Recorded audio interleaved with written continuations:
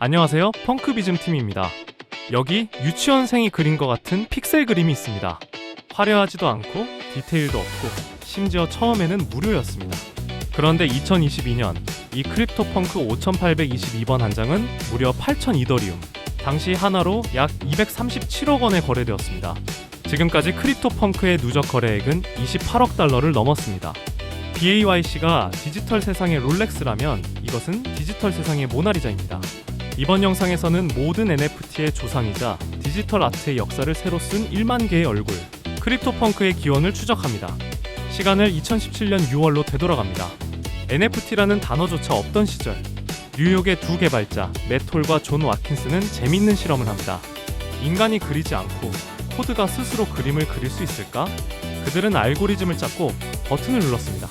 그러자 컴퓨터는 각기 다른 머리 스타일, 안경, 피부색을 가진 10,000개의 픽셀 캐릭터를 뱉어냈습니다. 이것이 바로 제너레이티브 아트의 시초입니다. 그들은 이 캐릭터들에게 1970년 런던의 펑크록 문화에서 영감을 받아 크립토펑크라는 이름을 붙였습니다.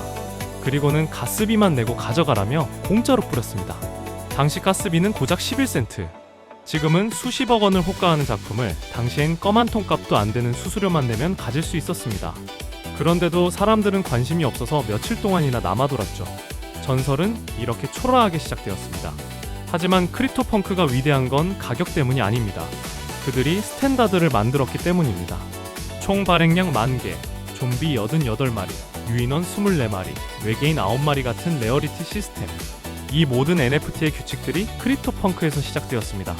이더리움의 NFT 표준 규격인 ERC721조차 크립토펑크의 코드를 참고하여 만들어졌습니다. 후대에 나온 BAYC, 두들스 등 시가총액 수십조 원에 달하는 모든 PFP 프로젝트는 크립토펑크의 후손입니다. 2021년 NFT 광풍이 불었을 때 BAYC가 화려한 파티를 열었다면 크립토펑크는 조용히 경매장으로 들어갔습니다. 세계적인 금융기업 비자는 크립토펑크 7610번을 15만 달러에 구매했고, 크리스티 경매에서는 9개의 크립토펑크가 무려 1690만 달러에 낙찰되었습니다. 사람들은 더 이상 이 그림이 예쁜지 따지지 않습니다.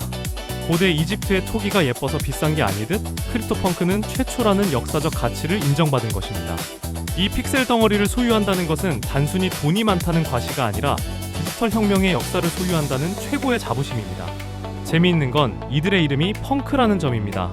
크립토펑크는 모든 기성 시스템에 대한 반항이었습니다. 24픽셀짜리 파일도 예술이 될 수 있다. 갤러리 없이도 우리는 블록체인 위에서 직거래한다.